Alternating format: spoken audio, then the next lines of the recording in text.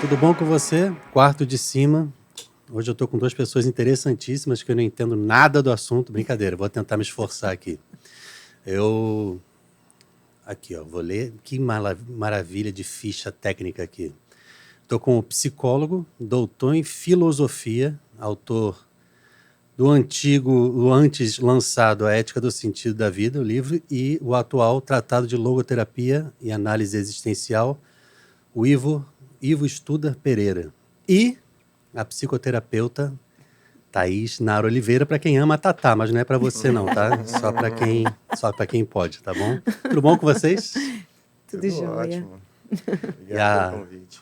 Não, obrigado por terem aceitado, por terem vindo. A Thaís vai me ajudar aqui a guiar a coisa que é da área, que entende do assunto. Fiquei super feliz de receber esse convite da Cibele, né? Ela disse, Thaís, queria que você fosse lá para ajudar a conversar. Vou chamar o Ivo foi meu professor de pós-graduação. Verdade, melhor aluna da sala, né? E eu gosto muito desse assunto, então sempre que eu tenho a oportunidade de aprender mais, e essa é uma oportunidade, eu aproveito. Para mim, o podcast é isso, eu sempre estou aprendendo alguma coisa com alguém, e hoje eu estou... Minha primeira... Aula 1, viu? Opa! Inclusive, a gente falando antes da gravação sobre a primeira experiência que eu tive com logoterapia, que eu gostei muito. Qual é a diferença entre da logoterapia para as outras abordagens psicoterapêuticas? Você saberia dizer?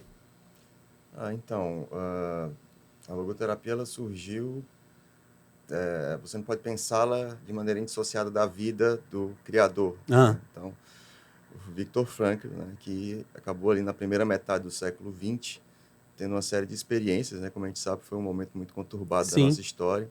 Então, ele, como um jovem judeu vivendo ali em Viena, que é o berço da psicoterapia, né?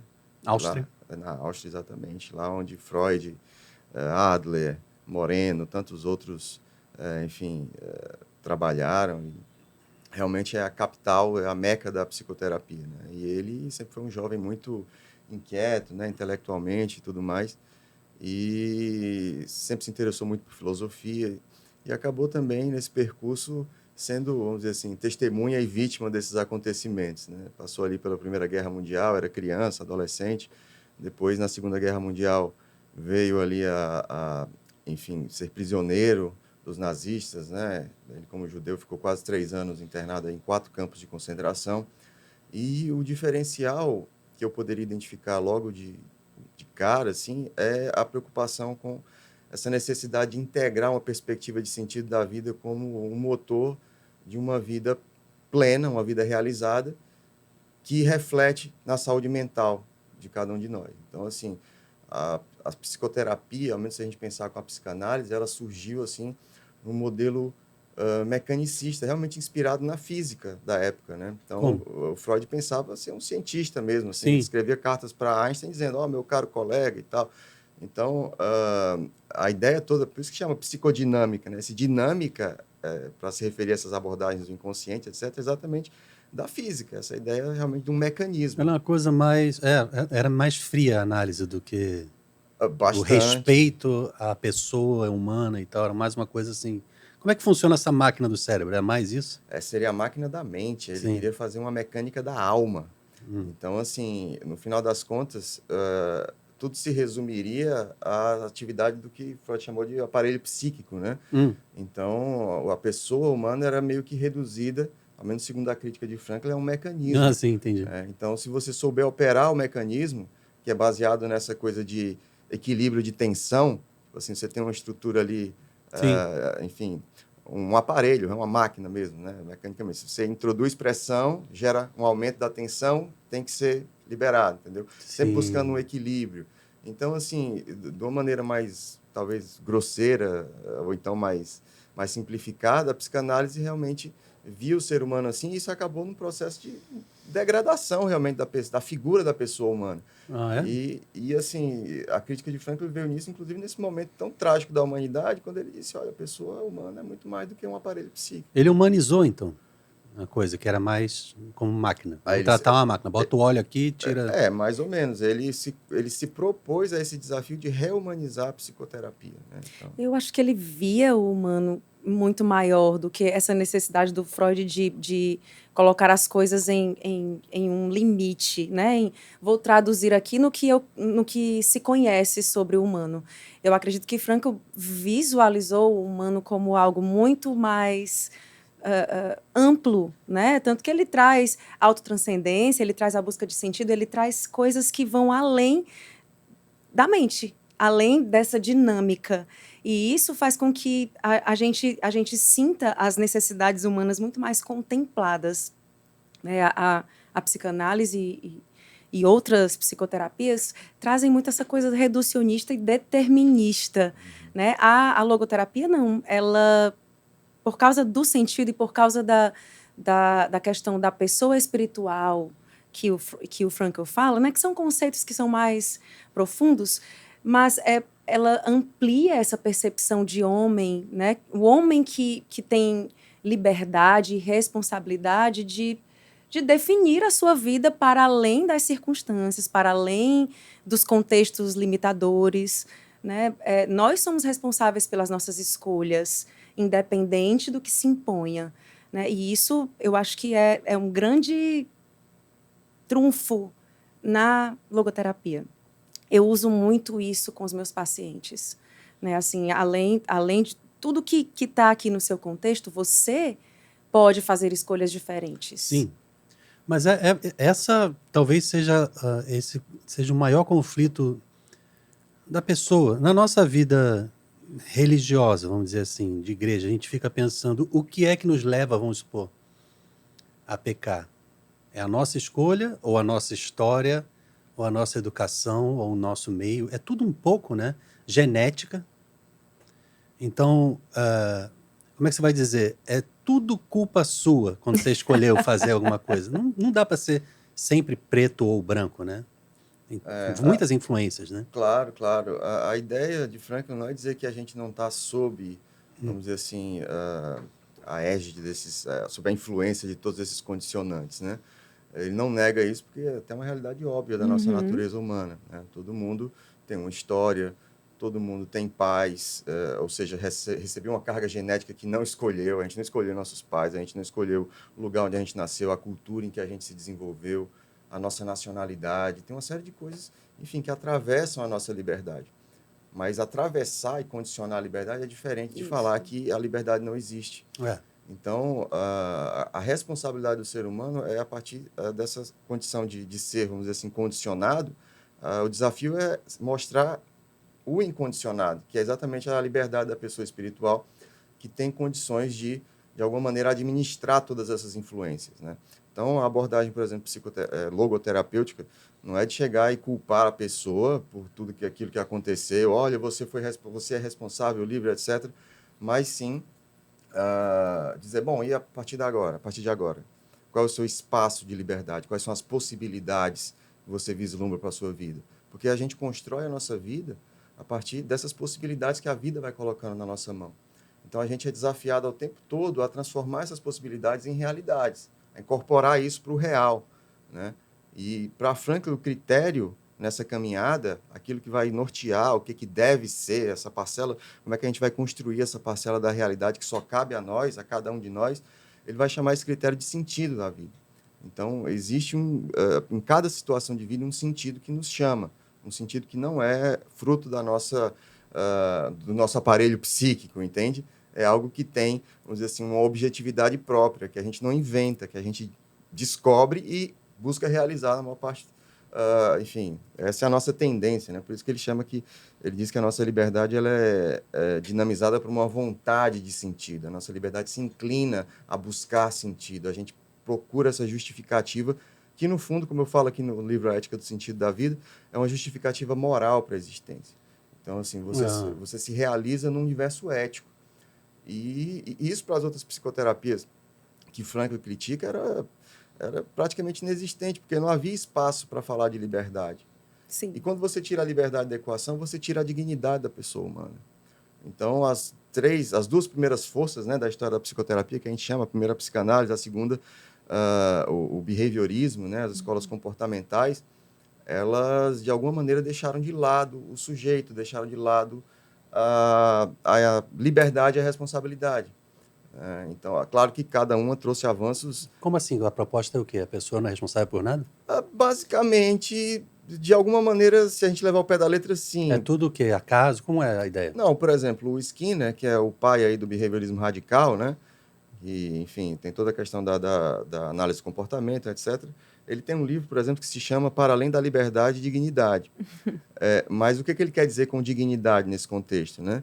Dignidade é no sentido de mérito, é de merecimento, por exemplo, se você é um cientista que ganhou um prêmio Nobel e você é sei lá, uma pessoa que acabou se rendendo às drogas ou alguma coisa assim. Todas essas situações, o que importa é a pressão, vamos dizer assim, do ambiente, né? O ambiente controla o comportamento. Então, não foi exatamente mérito seu chegar até onde você chegou, e nem foi culpa sua também estar afundado numa situação difícil. Porque Entendi. somos todos Então é absolutamente acaso. condicionados. É como se a gente fosse... eu estava vendo alguém dizer isso. Muita gente diz isso. A gente é um resultado de uma explosão inicial do universo, né? Então, tudo que acontece era para acontecer mesmo e... Então, a ideia de livre-arbítrio não existe. Para essas Era duas pra... perspectivas, realmente fica difícil pensar, né? Fica difícil. Ainda que, assim, é claro que os behavioristas, os psicanalistas que estão assistindo a gente aqui vão trazer uma série de objeções. Vão. E tem razão, mas a gente está lendo pela ótica do Frankl, né? Mas você pode pensar, por exemplo, que o Skinner disse algo do tipo: o ser humano é responsável pelas contingências que o determinam. Não é responsável, mas ele constrói essas contingências que o determinam, né? Mas aí, onde é que entra essa construção numa perspectiva de liberdade? Quer dizer, será que isso também já não seria determinado? Então, ficam essas contradições, né? Porque você abre uma porta para a liberdade quando você diz, tudo bem, somos todos determinados, mas a gente tem alguma possibilidade de manipular isso que nos condiciona. Deixar de ser determinado, a gente nunca vai deixar de ser, né? E o Frankl concordaria com essa ideia, porque ele não está dizendo que o ser humano é absolutamente livre, que ele consegue realizar tudo o que quer, ou seja, ele consegue igualar o querer ao poder, né? Não é isso.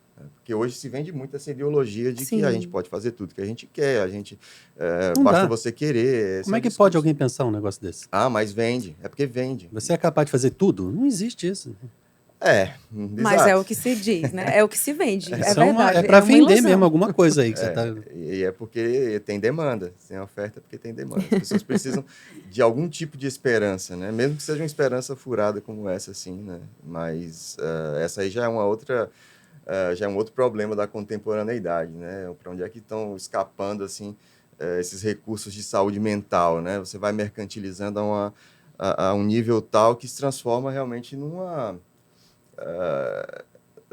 enfim, a gente tem a coisa do coaching, etc. Eu não quero falar coaching porque tem muito coach sério e tal, mas existe uma perspectiva de coaching que hoje vende isso, né? Basta você querer. Olha, você não é milionário porque você não quer. Eu estou para conhecer um ainda, né? Que seja assim, ó, eu estou aqui para te ajudar de verdade, né? Muito difícil, muito difícil. Mas a gente que é de comunidade católica e tal, também pensa muito sobre o assunto. Também existem os que querem vender religião como solução de problemas psicológicos, né, emocionais e tal, né? O que é que você pensa sobre isso? Não precisa aprofundar muito, porque a gente não vai polemizar aqui, mas... Então, aí é que, bom, existem perspectivas, né? A gente fica sempre assim, né? Mas o que acontece? O Frankl, ele pensava, ele também foi um dos pioneiros, assim, a pensar essa coisa da influência da religião na saúde mental, né?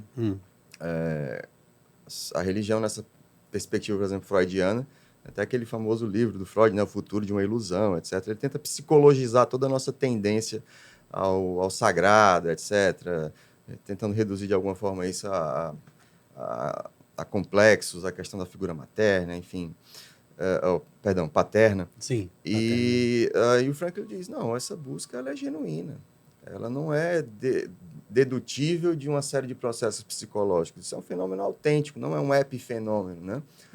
E a busca, vamos dizer assim, ele diz que existe a religião, essa busca por uma religiosidade autêntica, existencial, fruto de uma decisão que se reafirma sempre, né?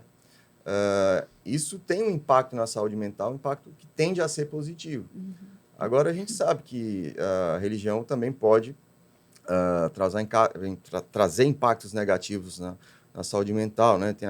Tem todos esses estudos sobre religiosidade intrínseca, extrínseca, e a perspectiva também do coping religioso, né? Como você usa recursos da sua religiosidade para lidar com problemas de saúde, etc. E o coping religioso ele pode ser positivo ou negativo, né?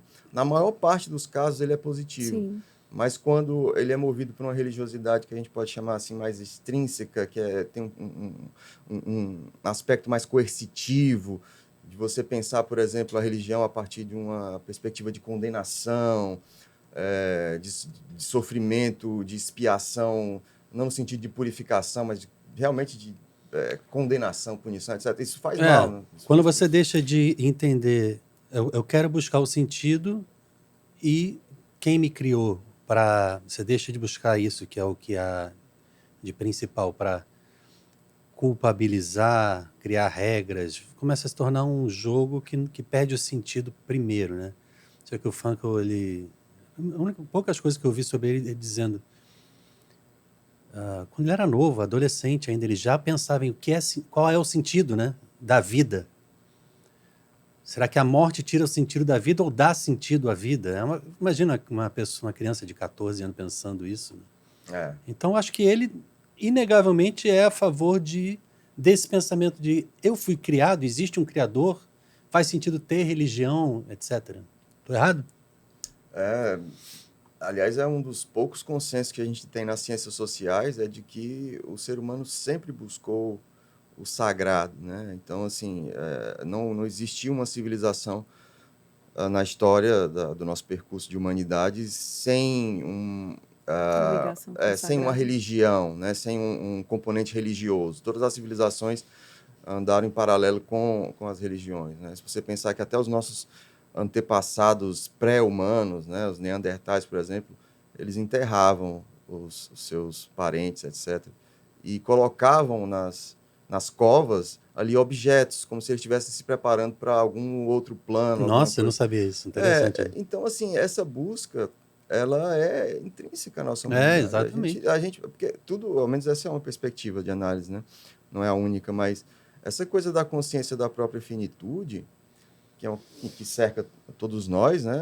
Acaba gerando essa busca realmente para a gente integrar essa perspectiva de finitude, de sofrimento a um plano mais amplo, né? Enfim, a ideia de que, bom, será que a gente está aqui realmente para sobreviver, se reproduzir e é isso? Quer dizer, a ideia é mais ou menos essa. E o Frankl, como filósofo, né? Quer dizer, não é uma posição que você possa tomar como psicoterapeuta, mas ele, como filósofo, ele tem uma postura, de certa forma, apologética à questão, vamos dizer assim, dessa busca por um Deus pessoal. Né? Ele entende, como filósofo, que isso realmente faz parte da nossa natureza humana, buscar. Mas essa busca, ela só é autêntica, não quando ela é empurrada por algum complexo, mas quando eu me decido por ela, né? Então, ou a perda de alguém que faz com que você comece a buscar sentido, né? Essa pessoa ela não está mais nessa vida, ou está numa próxima. Sim, em outra, né? Claro. Tudo isso. Porque aí alguns dizem que isso é um artifício para você dar sentido a uma pessoa que existiu e não existe mais, né? Eu penso muito nisso. Ateus geralmente não acreditam em vida depois dessa. Porque a pessoa não acredita em Deus, para que vai ter? Como é que uma pessoa... Eu não consigo conceber ainda direito, mas como é que uma pessoa que não acredita em vida eterna ou em Deus, como é que geralmente você acha que um paciente dá sentido à própria vida se depois da morte não tem nada? Como é que essas pessoas conseguem? É normal, é só não pensar no assunto, vamos vivendo, vamos acordando e trabalhando. É uma forma, né? Eu tenho um amigo declaradamente ateu, assim, às vezes eu paro para pensar nele, como é que é? Eu não conseguiria dar sentido à minha vida. Eu vou trabalhar para comer? O que é? É complicado isso. Como é que geralmente a logoterapia aborda esse tipo de assunto? Da pessoa que não acredita em vida após essa vida. Quer falar, Thaís? Eu acho que por essa busca pelo sagrado, que é intrínseca à humanidade, a pessoa que diz não acreditar, ela continua ainda numa busca de respostas.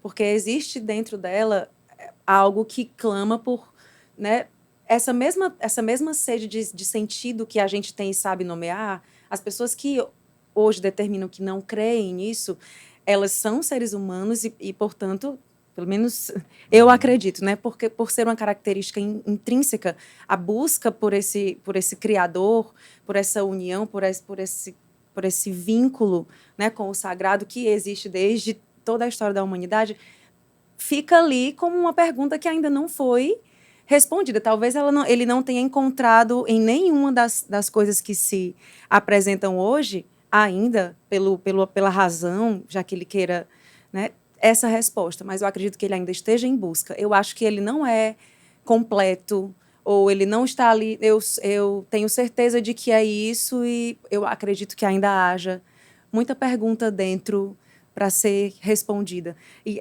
isso, a sua pergunta responde isso, né? Como é que a pessoa que não acredita em uma vida depois dessa, numa eternidade, consegue dar sentido? E aí, outra coisa que a conversa estava gerando aqui, né? A pessoa está buscando o quê? Eu não entendi. Ela está buscando, se ela não acredita em ninguém ou em nada depois daqui, o sentido que ela dá para a vida dela é o quê? Não, vamos fazer o melhor que dá no tempo que eu estou existindo e depois me interessa. Eu acredito que essa pessoa, ela traz muito iludidamente e disfuncionalmente, talvez, usando esse termo, o movimento da vida para si. Quando que, na verdade, Frankl fala que o sentido da vida está fora, né? E a gente encontra através do movimento de autotranscendência. Então, a gente vê hoje muito as pessoas que estão aí desencontradas ou que não creem, né, em Deus, em vida eterna, buscando autorrealização e felicidade em coisas que são para si. Para si, mas não tem um propósito. O Frankl fala de propósito, né? Isso. Tipo, eu existo para quê? Exatamente. Isso, né? E aí você vê que é uma busca desenfreada e que não encontra o seu alvo, né? Essa busca não encontra o seu alvo. Porque justamente não faz o movimento de autotranscender. Transcender, faz o movimento de eu quero, para mim, eu vou em busca disso, prazer, riqueza, poder, realização. E no final das contas, isso não responde. Então, o Frankl, primeiro, essa questão da busca de sentido, realmente ele entende, numa perspectiva psicológica, né, como algo comum ao gênero humano. Então, independentemente de... Inclusive, tem pesquisas que demonstram isso, né, que essa busca por sentido independe de sexo, de grau de instrução, nível de QI. Então, assim, existe essa busca. A grande questão, e aí entra o conceito de religiosidade em Frankl, é saber o que justifica ou como a pessoa interpreta essa busca. Porque todo mundo busca o sentido, né? O sentido aparece como essa tarefa que a vida nos coloca, né? Que não é fruto da minha cabeça, mas que a vida nos coloca numa situação concreta. E o sentido é o fim, né? Não é um meio para outra coisa, ele é um fim em si mesmo. Né? Tanto que quando você se frustra nessa busca por sentido, você se fixa nos meios, né? No prazer, no poder, no prestígio, enfim, todas essas perspectivas aí motivacionais. Mas o homem religioso, para Frankl, difere do irreligioso apenas na medida em que cada um interpreta a própria consciência moral, porque a consciência moral para ele é o que indica qual é o sentido, que nos coloca, vamos dizer assim, em sintonia com esse sentido de cada situação que clama ali para uma realização, né? O sentido aparece como uma tarefa de vida, né? Então, ele vai entender que o homem irreligioso, ele busca o sentido, mas ele não questiona além. Ele não se resolve ali. Tudo bem, existe uma tarefa que a vida coloca para mim, eu entendo que eu devo isso à minha responsabilidade, ou seja, eu sou responsável pela realização desse sentido, mas para aí. Já o homem religioso, para Frankl, ele interpreta esse chamado da consciência como algo também que está para além de si mesmo, no seguinte sentido: não é só a tarefa, mas aquele que atribui uma tarefa. Ou seja, ele fala até da coisa do task, né, e do taskmaster, né? O cara, a tarefa e aquele que atribui realmente a tarefa, né? Então, ele pensa mais além no seguinte sentido: bom, eu estou, de alguma maneira, prestando contas não só a minha consciência como um fato psicológico, mas alguma coisa que transcende a minha consciência. A minha consciência, ela, de alguma maneira, ela deixa entender que tem alguma coisa para além dela. Alguma coisa não, um alguém, né? Não é, a gente não se identifica, esse diálogo com a própria consciência, ele não se dá no nível de um quê, mas a gente sempre pressupõe um quem, né? E o Frankl, ele define, a primeira definição, quer dizer, a definição de Deus é uma blasfêmia, né? Mas a primeira forma como que ele se aproxima dessa ideia de Deus é o Deus intencional da oração. É aquele, não importa o seu credo, de alguma maneira, em algum momento, as pessoas vão chegar e vão dirigir o coração, o pensamento a alguém, não é alguém que se reputa uma relação, vamos dizer assim, até de criador e criatura, né? E para Frankl é isso, o homem religioso, ele interpreta, ele dá um passo além nessa interpretação da própria responsabilidade e diz, não, eu também estou prestando contas a quem me passou essa tarefa, né? Não, se reconhecer, eu estava pensando, você falou criador, criatura, se reconhecer criado ou criatura, automaticamente se atribui a uma criação, a um criador. Eu estava falando isso no podcast passado, convidado, que é um irmão de comunidade também, mas ele não é da área. Mas eu estava dizendo isso. É muito mais difícil para mim pensar que uma pessoa não acredite em um criador, mas acredite que a criação é feita de um nada. É um milagre muito maior do que existir um criador que fez uma existência, uma criação, né? Eu acho que o automático, como vocês estão dizendo, eu usando as piores palavras possíveis, o automático é a pessoa entender que se ela existe, ela foi criada. Se ela foi criada, existe um criador. É mais difícil para mim fazer força de pensar, não, ninguém me criou, eu sou fruto de uma explosão, de um Big Bang, mas esse Big Bang veio de onde? Do nada. Que nada? Como nada? Isso para mim é inconcebível, né? Agora eu estava passando pela minha listinha aqui, se eu puder tocar em frente.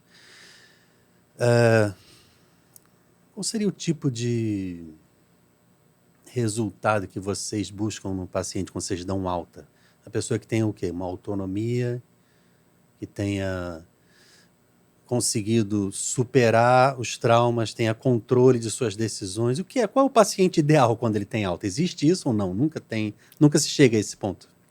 Depende da abordagem também, né? Vocês têm abordagens diferentes, muito diferentes ou não? Não, acredito que onde a gente sabe, né? É mais ou menos a mesma linha, assim, né? Mas, assim, os objetivos clássicos da psicoterapia eram originalmente 2, né? Tornar o paciente apto ao retorno ao trabalho e aos relacionamentos, ou seja, trabalhar e amar. O Frankl adicionou um terceiro objetivo da psicoterapia, que seria reforçar no paciente a capacidade de sofrer. Né? Então, sim. Porque não tem como, né? Não sofrer, né? Exatamente. Então, essas três. Porque quando você integra uma perspectiva de sentido, isso não vai te poupar do sofrimento, mas vai te livrar do desespero. E para Frankl, o grande problema é o desespero. Assim, o desespero tem até aquela equação, né? O desespero é o sofrimento vivenciado num contexto de ausência de sentido, né? Sofrimento é igual a sofrimento menos sentido. Aliás, como é que é a equação? Eu me confundi agora. Desespero é igual a sofrimento menos sentido. Tem fórmula matemática para eu não sabia. Eu sou de humanos, é por isso que eu errei.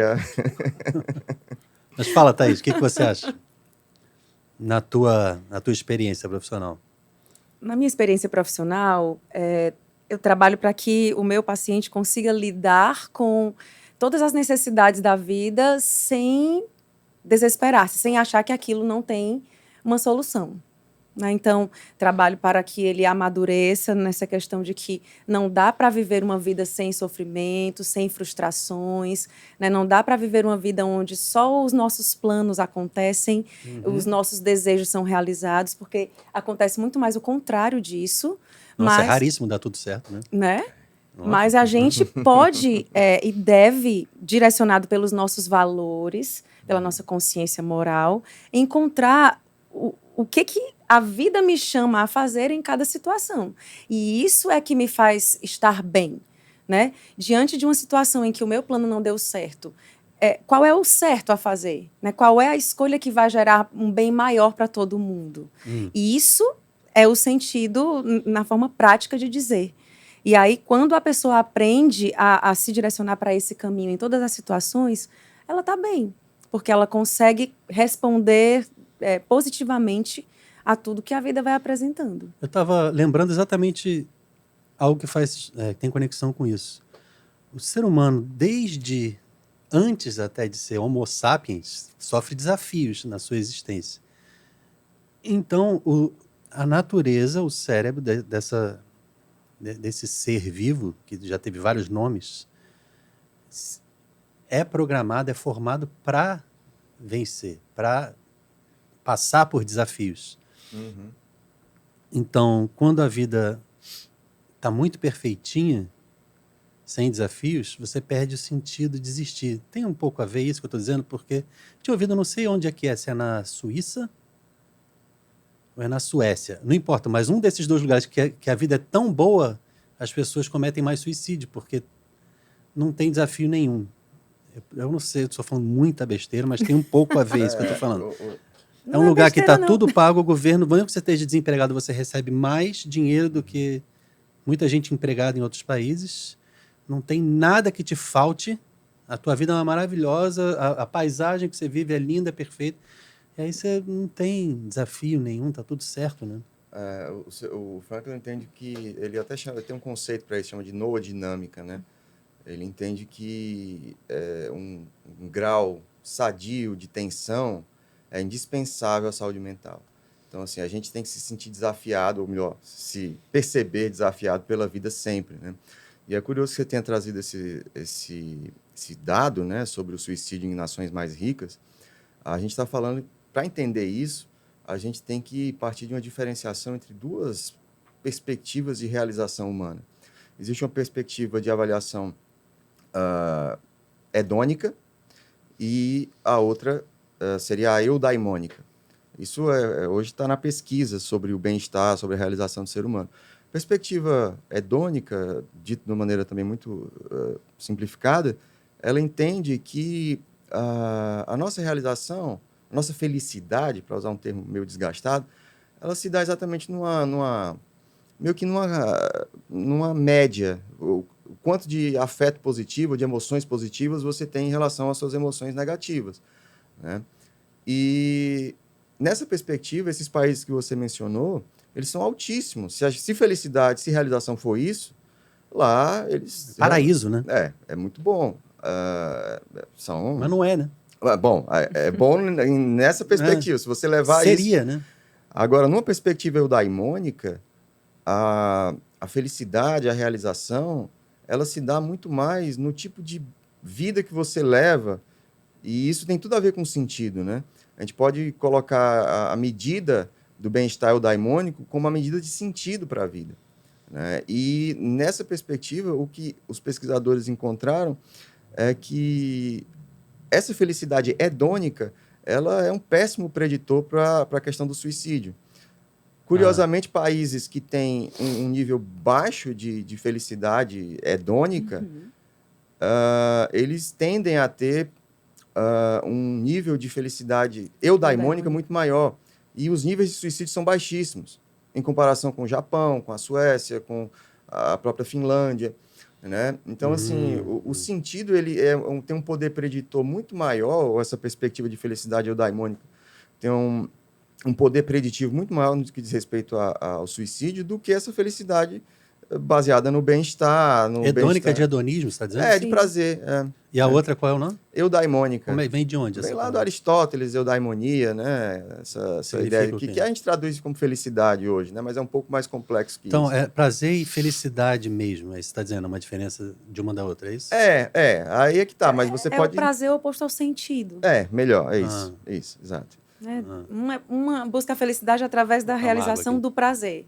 Prazer que tem mais a ver com o autocentramento, né? O sentido é o contrário, autotranscendência. Então, elas meio que são ideias que, eu posso dizer que se opõem. E sem desafio não se atinge, vamos dizer assim, tecnicamente, essa felicidade? Sim ou não? Você consegue ser feliz sem ter um mínimo de adversidade na vida? Molhei tudo aqui. Não, a gente tem que ter... Pega esse paninho verde para mim, por favor, Carol. tem que ter cuidado com essa palavra felicidade, porque o Frankl, ele de cara vai dizer, olha, a gente não está aqui para ser feliz. Felicidade, se ela for um objeto, se ela Em for si seu mesmo. alvo, Uhum. um alvo em si mesmo, né? Um objetivo em si mesmo, você está perdendo de vista o que importa. A melhor felicidade é aquela que é fruto da realização do sentido. Um fruto não intencional. Você não vai realizar o É uma sentido para poder consequência. ganhar. Exatamente. É quando você perde exatamente de vista essa ideia de que você precisa ser feliz e faz o que precisa ser feito, ou seja, realiza o sentido, a felicidade vem a Então, reboque. aí o ser feliz. Aí quando a gente toca em religião, Deus é a felicidade. Então você não busca nada além da conexão com Deus, do entendimento de quem é Deus e de quem é você aos olhos de Deus. Tem sentido isso para psicanálise, psicoterapia, logoterapia? Uma pessoa perceber que só é feliz quando tem contato com Deus? Acho que não só o contato, mas quando nessa relação a pessoa percebe o que Deus quer dela, qual é o plano de Deus para ela, e ela começa, então, a realizar aquilo. Né? Tem a ver com o movimento da vida. A minha vida, ela deixa o quê para esse mundo? Qual é o meu legado? Né? O que eu consigo colaborar, né, a partir do que Deus me chama a fazer? E isso mostra muito o sentido da vida dos santos, por exemplo, que entregaram, né, tudo a partir da voz de Deus que escutaram e do caminho que Deus foi movimentando. Né? Muitos santos foram de cara rumo ao sofrimento, rumo à oferta total de vida, rumo à consumação total por conta disso. Né? A minha vida, que é criada e conduzida por Deus, me chama a isso. A voz de Deus me diz para fazer isso. Se então, Deus é a felicidade, o que ele me disser isso. é bem, né? É bom. É o bem, a verdade. Nessa perspectiva da interpretação de Frankl sobre o fenômeno religioso, ele vai dizer que esse homem religioso, ele interpreta a voz da consciência como a voz de Deus, entende? Ele vai dizer, pô, cara, essa relação é a que torna a religiosidade autêntica, né? Quando eu me decido a fazer aquilo que a minha consciência me manda fazer. Porque eu reconheço a autoridade dessa consciência como alguma coisa que aponta para além de mim mesmo, né? Então, de alguma maneira, seria a voz do absoluto ali. E é tão interessante você pensar, porque a primeira pergunta sempre será baseada nessa ideia, que é, como é que eu posso diferenciar o que é uma ideia minha ou a voz de Deus? Quando, aí diz Santa Teresa, que é outra doutora, quando você percebe que uma decisão que você vai tomar te põe em paz. Você está em paz, você pode acreditar que é Deus te inspirando a ter essa ideia. Porque aí eu complemento, mas quem sou eu, né? Pelo amor de Deus, eu complemento, foi brabo demais. Mas eu quero complementar o seguinte, Deus criou a existência, a natureza, então não faria sentido ele não se utilizar de tudo que é natural e ordinário para que o homem, a pessoa, o humano, funcione e ouça a voz dele. Então, por isso que Deus age através da nossa história, da nossa consciência e da nossa inteligência. Ele não vai fazer nada que seja algo incapaz da gente perceber, porque a gente é aquele ser que tem aquela história, aquela inteligência. Então, Santa Teresa diz, você vai ficar em paz, quando você estiver em paz é aquilo que Deus está dizendo para você, dentro das tuas limitações, dentro da tua consciência, né?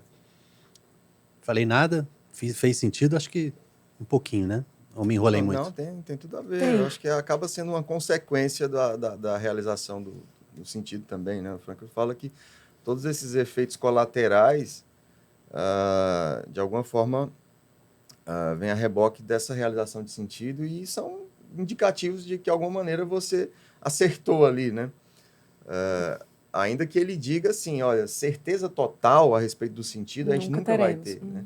É por isso que existe esse aspecto existencial, de decisão. Eu me decido a realizar aquilo que a minha consciência indica como sentido, né? É uma necessidade, realmente, que eu posso, inclusive, não realizar, porque a minha liberdade é liberdade até para dizer não à minha consciência, né? Mas tem tudo a ver, eu acho que é por aí também. Responsabilidade pessoal, está dizendo aqui, eu tinha uma lista que eu pesquisei, tem 6 quesitos: liberdade para escolher, responsabilidade pela própria vida, autotranscendência, enfrentar o sofrimento, ação significativa e dimensão ética. A gente meio que está falando de algumas coisas aqui, né? Eu acho que de quase tudo aí. Sim. É um universo conceitual, uma constelação conceitual aqui que está passeando nos nossos diálogos aqui. E é comum integrar a logoterapia com outras formas de abordagem? Ou não? É separada? Assim? Sim, eu faço isso. Sim. A logoterapia, ela inclusive, o Frankl fala, né, que é uma psicoterapia que consegue trabalhar, né, com outras, né, não é como eu sou essencial, fundamental e outras são opostas, né? Eu, por exemplo, trabalho com a logoterapia, né? Porque essa visão de homem, ela combina com o que eu vivo, com o que eu acredito, né? Ela está muito como uma base fundamental, mas eu tenho usado muito a terapia de aceitação e compromisso, que vem muito ao encontro. Tem muito a ver. Tem muito a ver, porque está ali também voltada para os valores, para a aceitação do que nós não conseguimos controlar ou mudar, e o compromisso de ali, dentro daquelas condições, a gente fazer o que é o certo, o que é o melhor, o que é o bem para todos. Então, tá bem assim, ajustada a questão dos valores, que eu acho que é o que nos direciona para a maturidade. E é engraçado você ter citado a ACT, né, essa terapia de aceitação e compromisso, nesse livro mais recente do Stephen Hayes, né, que é talvez aí o pai principal, né, da abordagem. Ele vem dessa tradição comportamental, né? Ele é um cientista do comportamento, analista do comportamento, que depois foi ampliando aí os seus horizontes a partir de outras influências, né? Inclusive, quem tiver oportunidade, assista aí ao TED. Ele tem um TED Talk que ele fala da experiência dele pessoal, né? Qual o nome dele? Stephen Hayes. H-Y-S. Exatamente. E ele fala nesse livro, é engraçado, ele vindo de toda essa tradição, né, da análise do comportamento e tudo mais, e ele, em algum momento lá, ele retoma, ele comenta sobre a perspectiva humanista em psicologia, inclusive a própria logoterapia, e diz, olha, o objetivo da ACT é fazer, agora com um aporte mais científico e experimental, aquilo que esses caras lá estavam tentando fazer de uma maneira mais, vamos dizer assim, inicial, né? Mais desestruturada, vivencial, por assim dizer. Né? Desestruturada no sentido de que não tem um protocolo rígido, né? E o Frankl, ele era um clínico eclético, né? Ele dizia, cara, uma abordagem não vai dar conta de todo o sofrimento humano. Né? E nem todo sofrimento humano, ao menos no que diz respeito à logoterapia ou à especificidade da logoterapia, nem todo sofrimento humano tem a ver com sentido. A pessoa tem uma agorafobia, isso aí você pode tratar com mecanismos psicológicos mesmo. Medo de muita gente, né? Espaços abertos, espaço aberto, o cara não sai de casa. Como é que é multidão? Não, acrofobia é altura, agorafobia é lugar aberto. Aí tinha multidão é uma outra lá. Não lembro. Essas coisas a gente aprende na escola, tem 30 anos já, que eu nunca mais ouvi. Não, até a polinização lá das flores, a gente lembra, quiropterofilia, eu nunca esqueci esse nome, que é a polinização por morcegos, viu? Nossa, essa aí foi além. Mas é isso, assim. Mas o Frankl tem uma sacada também, porque isso é o que a logoterapia tem de específico, é o quê? Essa prevenção do vazio existencial e o tratamento de uma classe de transtorno, né, que Frankl batizou de neurose noogênica, que seria esse sofrimento advindo realmente de questões existenciais. Né? Quando isso se cronifica, porque, veja bem, não tem nada de patológico passar por um momento de vazio existencial na vida. Isso integra o nosso processo de amadurecimento pessoal. Né? Sim. O problema é quando isso se cronifica, você não vai encontrando saídas para isso, e aí pode se transformar realmente numa patologia que Frankl batizou de neurose noogênica. Aí a logoterapia é específica, é um tratamento específico, né? Mas no que diz respeito... E tem outras abordagens, né? O Frankl também criou técnicas psicoterapêuticas, etc. Mas ele sempre foi a favor do ecletismo consciente. Ou seja, de você conseguir integrar veja bem, integrar, né? Isso implica toda não é simplesmente agregar de qualquer Sim, maneira, né?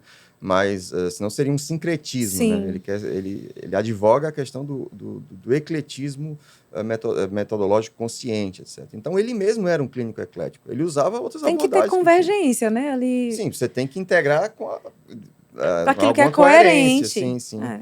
Ele, por exemplo, o Frankl usou hipnose, ele usou uma técnica que na época era muito famosa. Mas Que, é aliás, antigo, né? Hoje em dia não se aplica muito. menos, mas tem ainda, tem uma perspectiva de hipnose baseada em evidências muito forte Sim. hoje.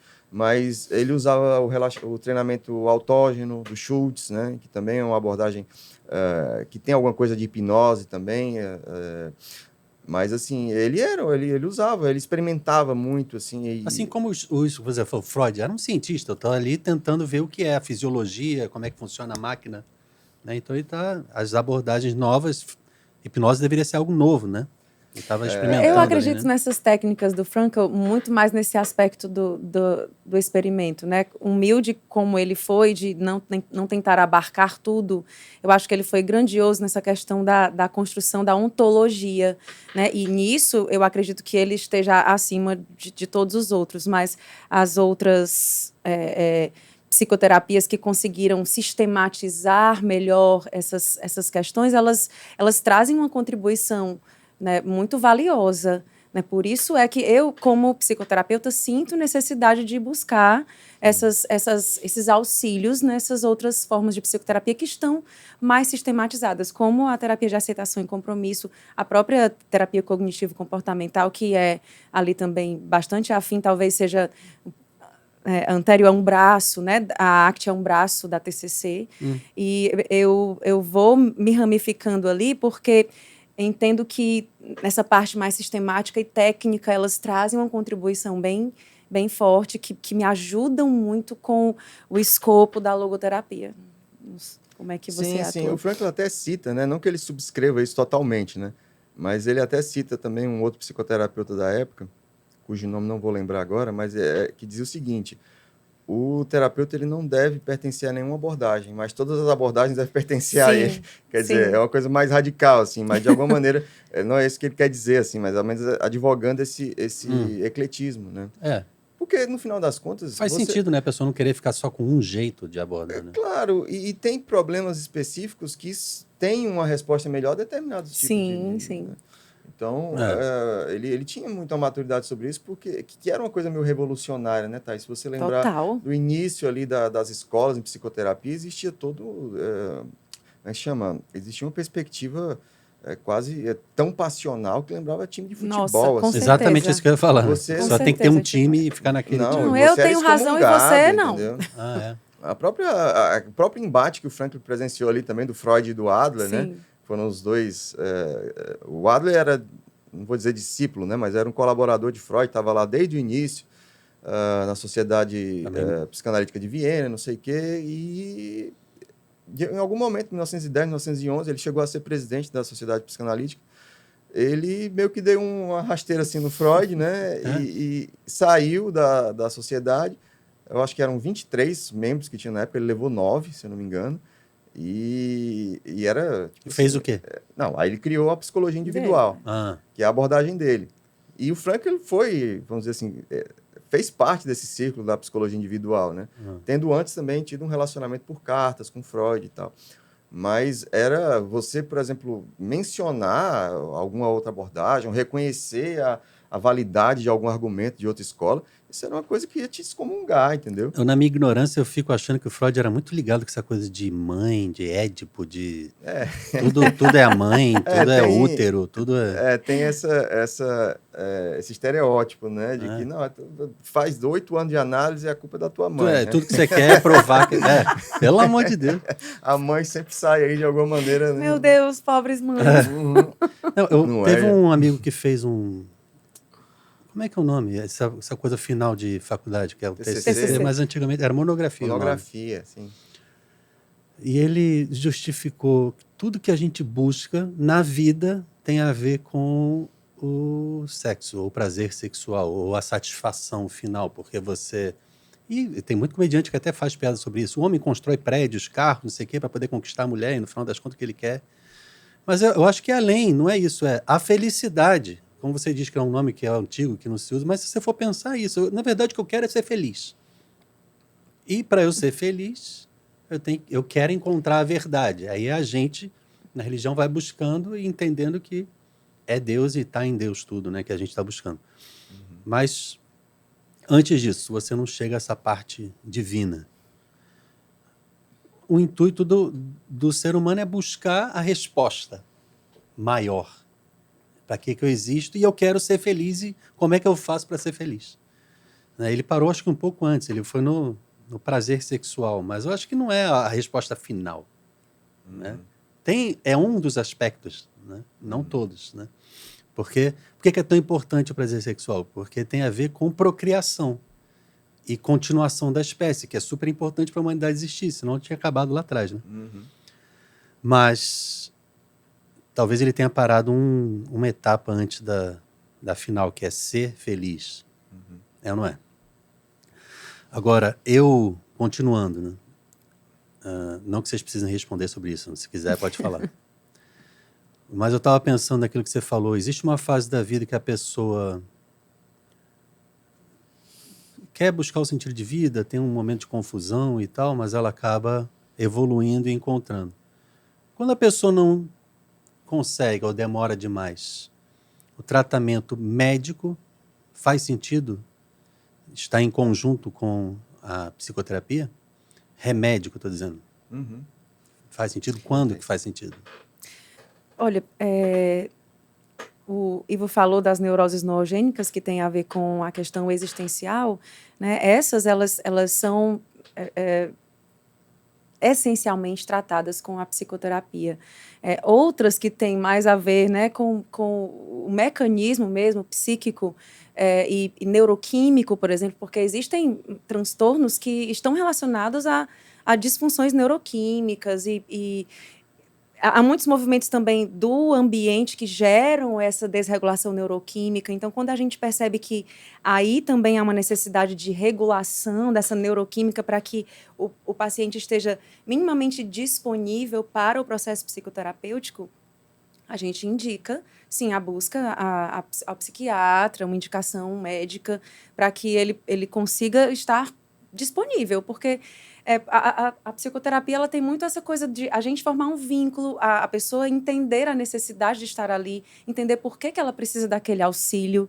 Né? Então, se, por exemplo, quando famílias de adolescentes me procuram para atender, eu sempre pergunto, ele sabe, ele quer, ele sente essa necessidade, porque se for uma necessidade unicamente dos pais e o paciente não quer, eu não atendo. Porque não caminha. Mas quando é uma criança, a gente precisa ter um pouquinho de auxílio, né? Sim. Meu filho, você vai sim. Porque se a criança disser que não... Sim, né?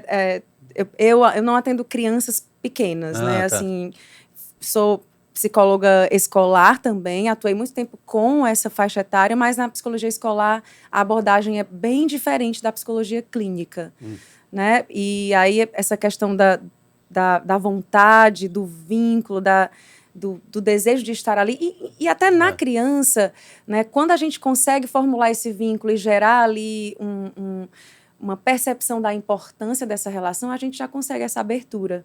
Né? Precisa de um pouco mais de tempo, sim, precisa que os pais tenham um movimento de motivação, que muitas vezes passa por essa coisa do você tem que ir, mas normalmente isso não funciona Talvez tão seja bem. O primeiro impulso, depois vai criando o vínculo, né, como você está dizendo. Mas o vínculo terapêutico, ele é essencial para que o processo terapêutico aconteça, porque existe ali a criação de uma base de confiança, né? Eu preciso ter certeza de que aquela pessoa está ali para me auxiliar, que eu posso me abrir, que eu posso dizer tudo, que eu posso expressar as minhas dúvidas, as minhas fragilidades, aquilo que eu percebo como não aceitável e que eu não expresso para todo mundo, né? Um espaço, o setting terapêutico é ali onde a gente precisa conseguir do terapeuta que ele consiga se expressar da forma mais genuína possível. E assim o processo terapêutico é exitoso, ou pelo menos tem mais chances de ser. Entende? E só complementando também, o Frank ele tinha uma lucidez clínica enorme, né? E assim, ele, antes de tudo, era neurologista e psiquiatra, né? Então, ele nunca deixou, vamos dizer assim, de ser, entre aspas, médico, né? No sentido de que ele foi um dos pioneiros a advogar esse apoio medicamentoso no tratamento né, nessa aliança com a psicoterapia, né? Então, ele diz que até nos casos em que realmente a etiologia, né, porque ainda se pensava etiologicamente, né, uma psiquiatria pré-DSM-3 e tal, mas a etiologia, mesmo quando a etiologia não seja orgânica, a medicação ajuda. Ajuda, inclusive, como a Thaís falou, para, de alguma maneira, trazer o paciente para a terapia, né? A pessoa, essa disponibilização mesmo que seja temporário, né? E a intenção é que seja temporário, né? Sim, e não fixo, né? E é curioso que até hoje tem bom, isso é uma coisa polêmica, mas é verdade. Você vai ver, tem psicólogos hoje que, por incrível que pareça, né, dizem assim, não, mas remédio, tem remédio demais, eu já ouvi falar muito isso. E tem psiquiatra que diz, terapia, isso é só blá, blá, blá, não sei. Quer dizer, ainda existe esse tipo de pensamento. Então é bom que o profissional seja os dois ou não? Ou que tenha pelo menos a consciência de que o outro é necessário? Sim, hoje eu acho que esse... Eu gosto. Eu gosto dessa parceria. Eu acho que é fundamental. Eu acho que funciona bem. E quando ele é os dois, funciona também? Pois é, tem gente que não faz porque as duas coisas. Porque o psiquiatra, eu tenho a impressão de que o psiquiatra que também é psicoterapeuta, primeiro ele vai querer medicar, sempre. Ou não? Ou já é uma loucura da minha cabeça? Acho que depende da abordagem. Eu conheço, por exemplo, um psiquiatra que é psicanalista e largou a psiquiatria para ser psicanalista. Ah, sim. Então não... Tem tudo, né? Tem tudo, é uma fauna muito diversa, assim. Uma fauna. Interessante. Eu estava lembrando de uma coisa, na minha infância, a primeira vez que eu fui a uma terapia, psicólogo, acho, né? Não sei se era pedagogo. Como é que é de criança? É pedagogia, é o nome? Um psicólogo infantil? Tem um nome assim, pedagogia é outra psicopedagogo? coisa. Eu acho que é isso. Sim. Mas na época, acho que era 1990, 91, sei lá. Talvez porque eu tivesse uns anos com a notícia que meus pais queriam se separar e começou a afetar meu rendimento escolar, né? Mas eles focavam muito em QI. Não sei por que naquela época tinha uma tara com esse negócio. Aí diziam assim, o QI é alto e tal. Só que não adianta muito quando a inteligência emocional da pessoa é toda bagunçada, né? Porque você passa o resto da vida tentando se acertar ou se afirmar ou acreditar em si mesmo ou achar um sentido ou algo que você tenha, enquanto que te sobra inteligência, mas você precisa tratar o emocional, né? O foco da ciência da psicopedagogia tem a ver com as dificuldades no processo de aprendizagem, né? Eles têm um objeto de atuação que é mais focado nisso, né? O psicopedagogo ele vai trabalhar ali em perceber qual é o contexto, quais são as variáveis que estão atuando para gerar aquela dificuldade de aprendizagem, né? E aí, no que tange a comportamento, a questões de processo de aprendizagem, questões cognitivas, processo mesmo de ensino, aprendizagem dentro da escola, as relações de ensino que acontecem dentro de casa, na família, mas não é um processo psicoterapêutico, né? É diferente a atuação do psicopedagogo e do psicoterapeuta. Existe, inclusive, a psicopedagogia clínica que vai ali levar a criança ou o adolescente ou o adulto, né, para um consultório e vai trabalhar ali as estruturas cognitivas que estão deficitárias, digamos assim, para que os processos de aprendizagem aconteçam de forma fluida, mas não diz respeito à psicoterapia, assim como é com a psicologia clínica.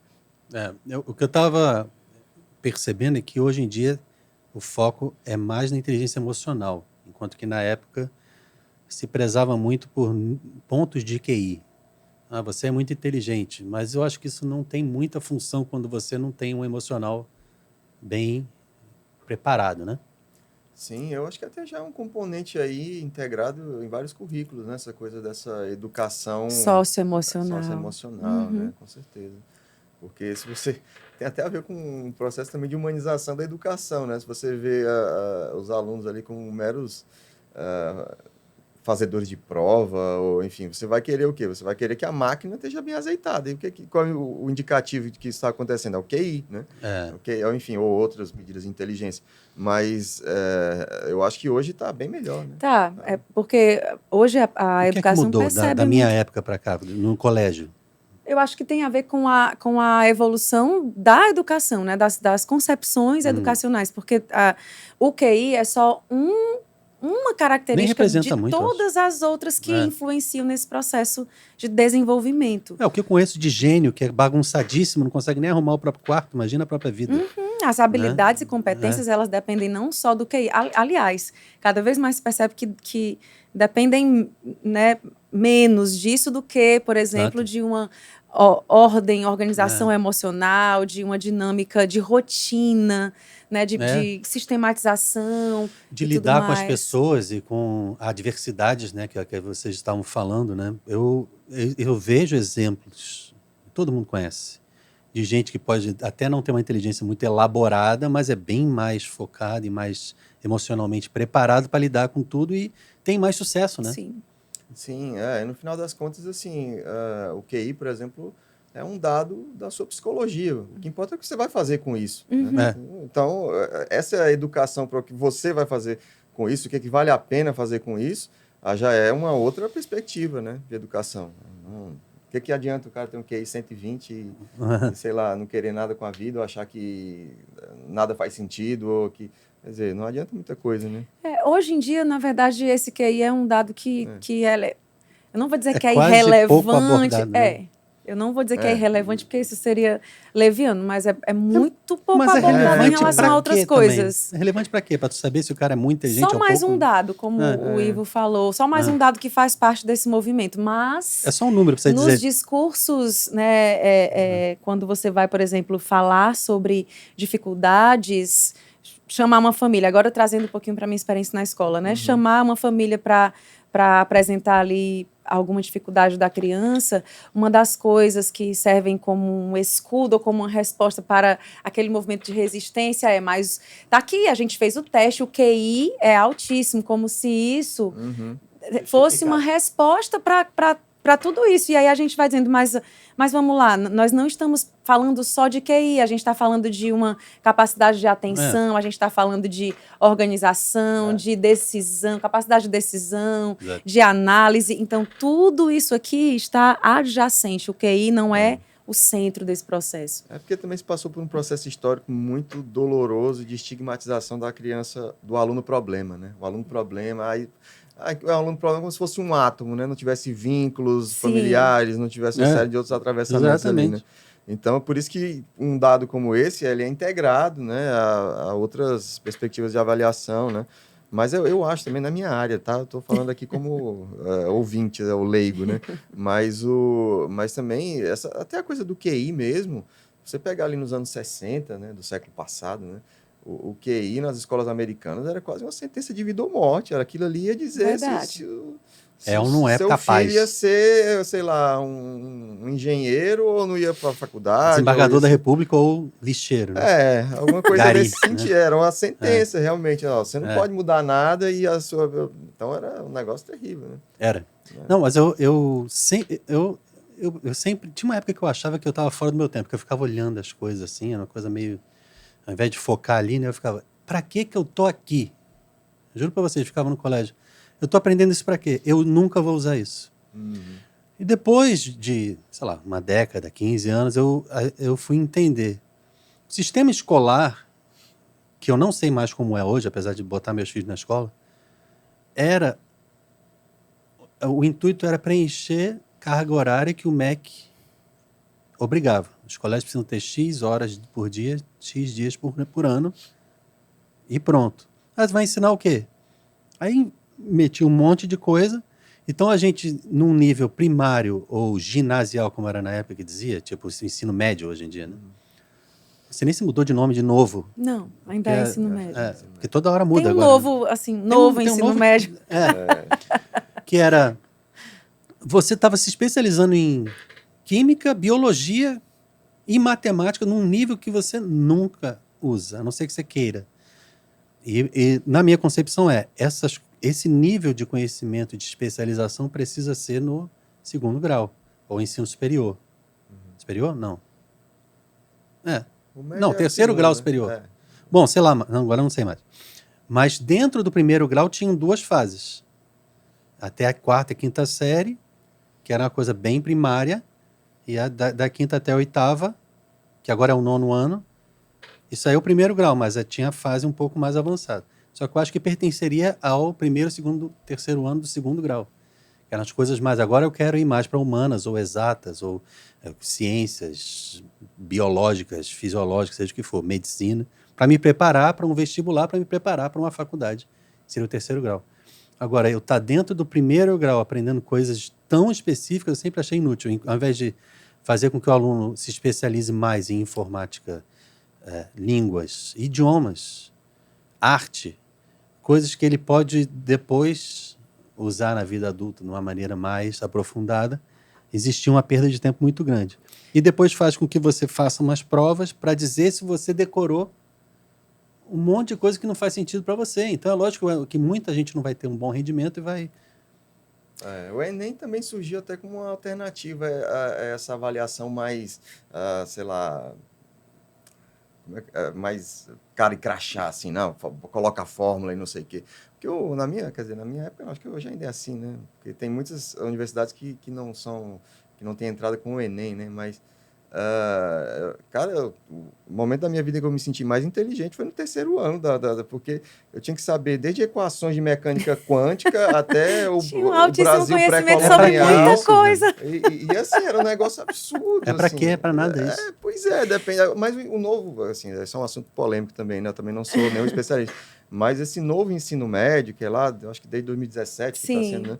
Ele também se propôs a, de alguma maneira, focar no que, teoricamente... Otimizou, uma então. tentativa de trazer isso que você está falando, né? De fazer com que, já no ensino médio, o estudante se direcione para a área que ele tem mais afinidade. Tanto que tem a formação geral básica e tem os itinerários formativos, que ele pode escolher, né? O que ele vai trilhar de acordo com a área que ele já desperta mais interesse. Mas eu acredito que o grande problema seja a forma de avaliação classificatória para que você passe para o nível seguinte, que é o superior.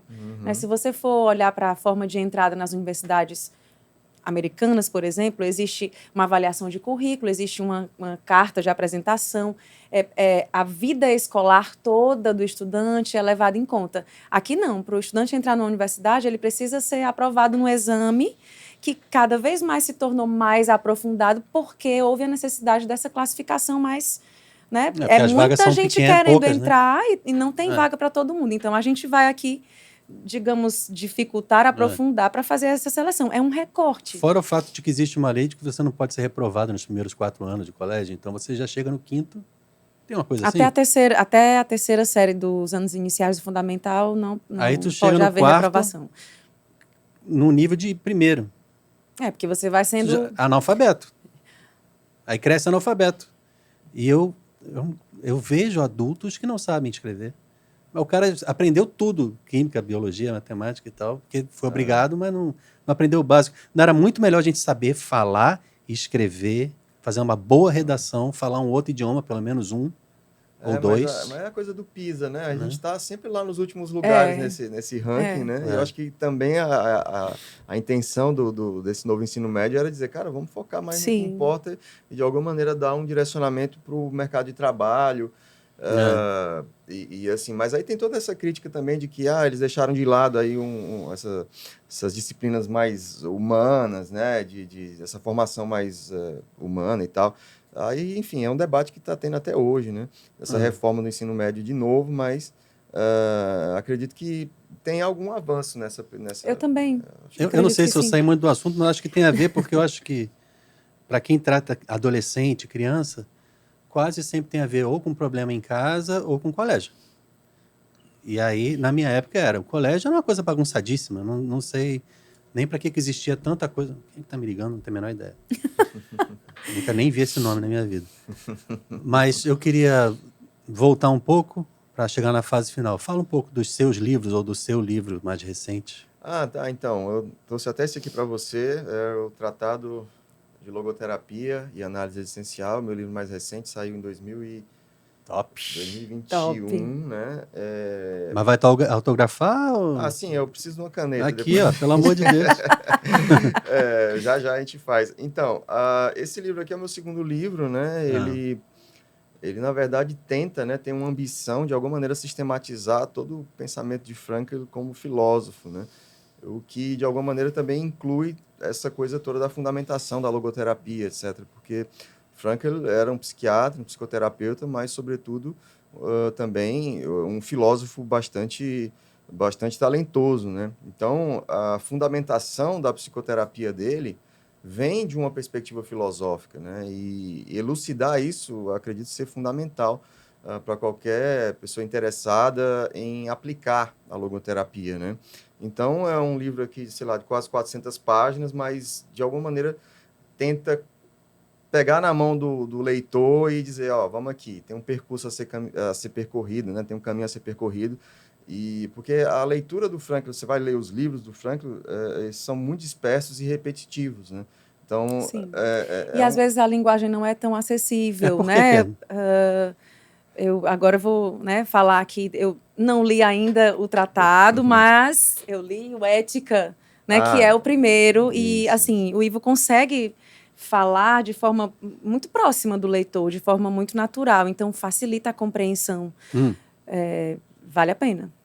Obrigado. A gente tenta interpretar e, de alguma maneira, trazer isso de uma forma mais acessível, né? Porque o Frankl também, apesar de se propor a ser um leitor, aliás, um escritor mais acessível, nem sempre ele consegue também, nem né? sempre consegue. Ele tem uma linguagem muito técnica, ele é médico, né, psiquiatra, então a linguagem às vezes Fora as influências históricas dele, né? Que a gente falou um pouquinho no começo, eu achei melhor não entrar muito na questão histórica, mas se quiserem falar, para contextualizar quem é Viktor Frankl para as pessoas, porque é um austríaco judeu, que você falou, né? Passou pela Primeira e pela Segunda Guerra. A Segunda Guerra foi ainda pior pelo que o Hitler fez, né? E dizimou os judeus. Quer falar um pouco sobre ele? Então, o Viktor Frankl, ele foi um personagem do século XX, né? Ele viveu 92 anos inteiramente no século XX. Nasceu em 1905, morreu em 1997. E ele foi um personagem realmente dessa história, né? Desse século aí, cujas lições a gente ainda está tentando aprender ou, enfim, assimilar de alguma forma, né? Mas ele se consagrou, de alguma maneira, no pós-guerra, trazendo uma mensagem de esperança, né? Exatamente naquele momento ali pós-holocausto, ele foi uma voz que se levantou para dizer, não, peraí, existiram exemplos, de fato, de que é possível ter uma vida digna ou uma vida com sentido, heroicamente, até mesmo num contexto de miséria, violência e opressão, como nos campos de concentração, né? Então, foi essa mensagem de esperança que o projetou, né? Que projetou essa, vamos dizer assim, o Frankl tanto como um autor que a gente pode chamar de motivacional, porque ele é muito conhecido também pelo livro. De sentido Em busca de sentido é tido. Não é o meio que define o sentido da tua vida, então, né? Exatamente. Não são as diversidades Tem um que fato tiram. curioso que ele foi para os campos de concentração já tendo a teoria escrita, né? E aí ele se pode dizer que houve uma coisa boa nisso, é que ele conseguiu ali, ele diz que aquilo ali é a prova de que o que ele escreveu né?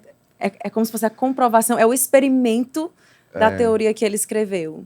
Ele entende que mas é a visão dele dessa experiência, né?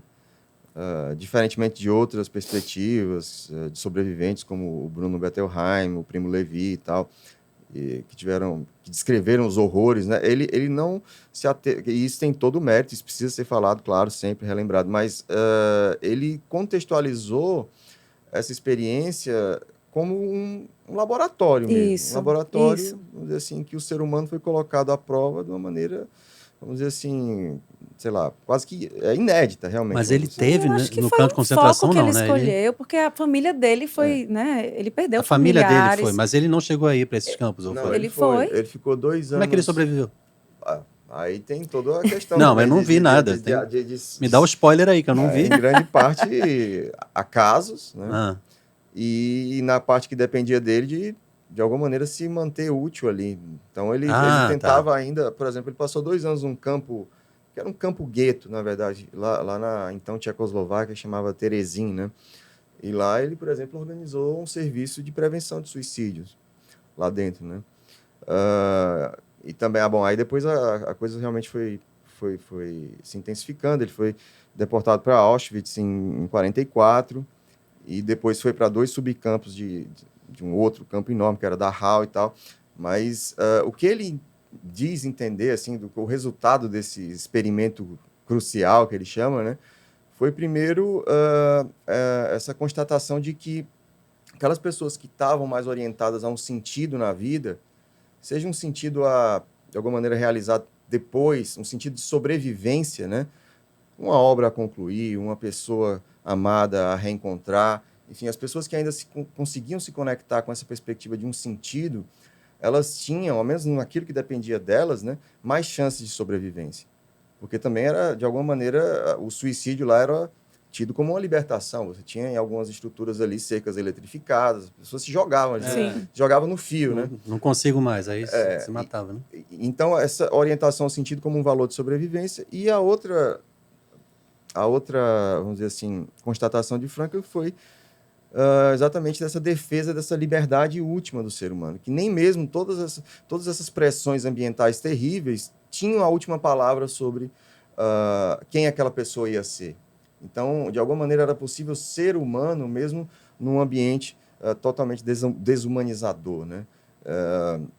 Então, essa liberdade última, nem que seja a liberdade de escolher como é que você caminha para a morte, sem se desesperar, né? Então, tem até uma passagem também que eu vou falar rapidamente aqui, mas a Thaís falou do manuscrito, né? Ele, antes de ser deportado para o primeiro campo, ele costurou no casaco um forro falso e colocou lá o manuscrito.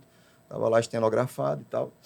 E disse, cara, isso aqui é a minha mensagem, é a minha escola. Eu quero sobreviver para que esse... o meu legado, exato. Eu quero sobreviver para que esse livro nasça. Esse livro venha a nascer. É meu filho espiritual, por assim dizer. E ele conseguiu manter esse manuscrito. Aquilo deu muita força para ele também. Era um desses sentidos que ele queria realizar. Mas, criou um sentido de continuar, né? O problema é que quando você chega em Auschwitz, você até levava, tinha, eu acho que 10 quilos você podia levar de bagagem, né? Mas aí você perdia tudo. Você ganhava um uniforme lá, aquele famoso... pijama listrado, né? Era? E ele perdia, ele ficou...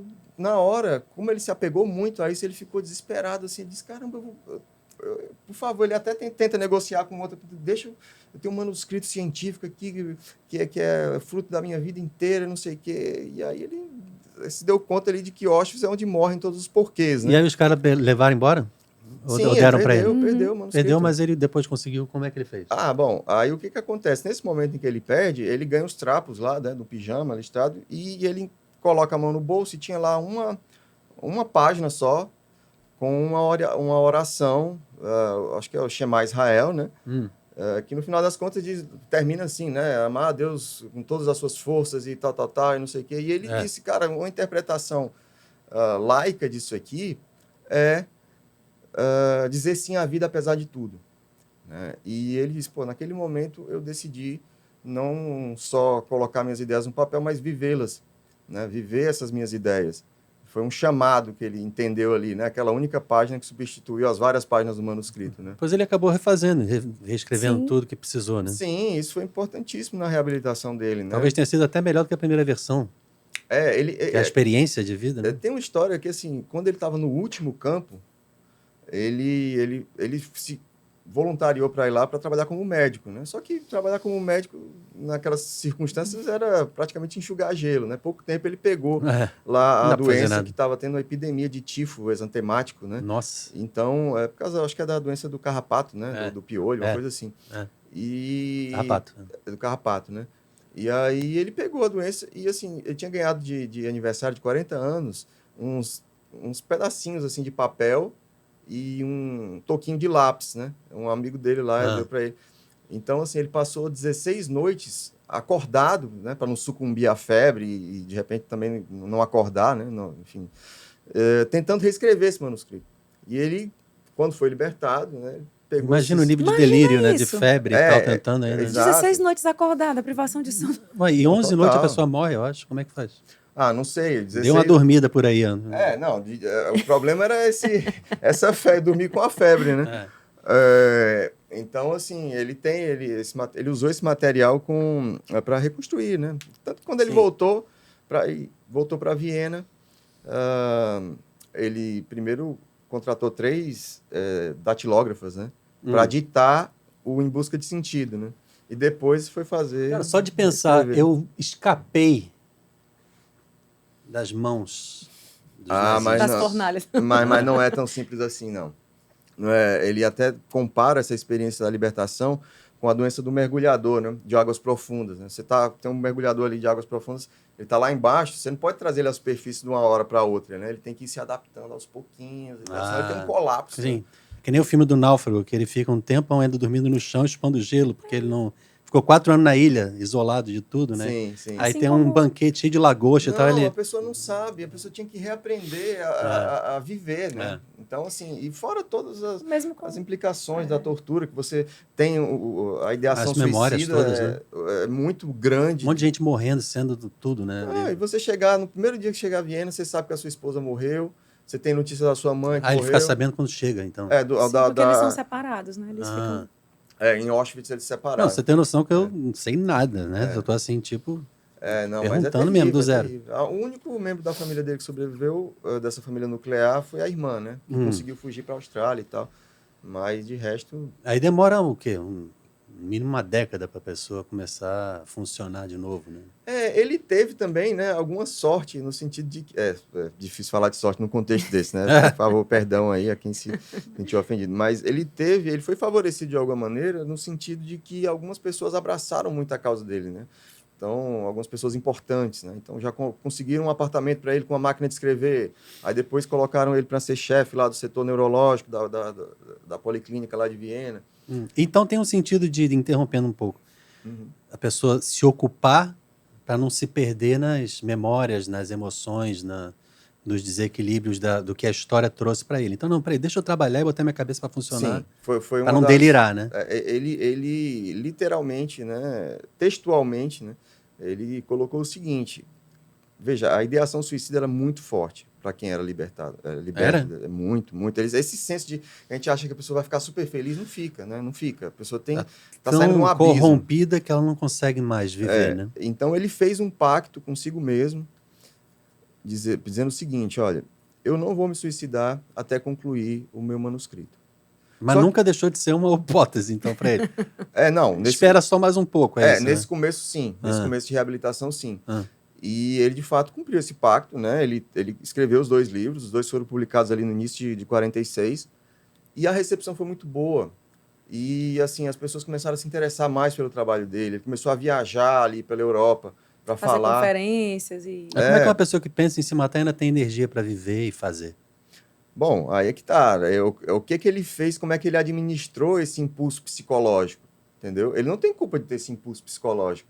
A responsabilidade dele está exatamente no que ele faz. Então ele tinha essa consciência. Isso aqui que eu estou sentindo é uma consequência de algo ruim que eu vivi, mas não é algo que eu desejo verdadeiramente. Não me determina. E aí é nisso que a comprovação do que ele pensa e do que ele escreve. Até ajuda ele montar a proposta. Né? Exatamente. Claro, e ele sabia que era uma implicação desse período de cárcere, né? Terrível. Muita gente boa se matou depois de liberto. Por conta de toda essa violência, tortura, etc. E é um fenômeno comum, assim, de quem passa por esse tipo de experiência. Assim como os sobreviventes de guerra, né? Os soldados, a gente ouve falar, tem muitos filmes, tem muita história, é o mesmo processo. Existe, eu queria falar aqui um pouco da Lumine, dos meus amigos da Lumine, e tem um documentário que eu acho que é o Além da Liberdade, que fala do Viktor Frankl, né?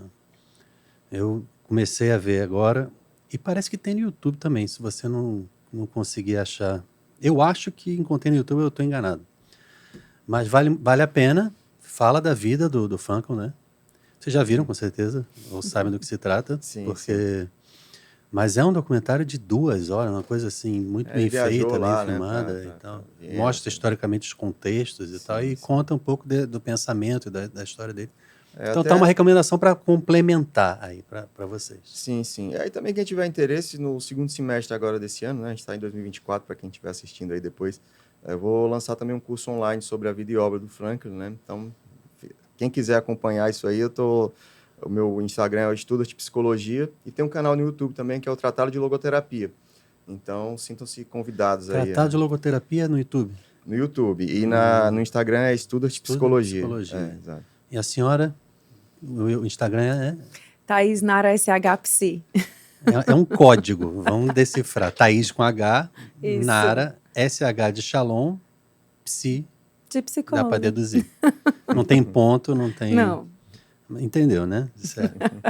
Gente, obrigado. Eu acho que é um papo de ficar mais 3 horas aqui falando, porque é tanta informação, tanta coisa boa.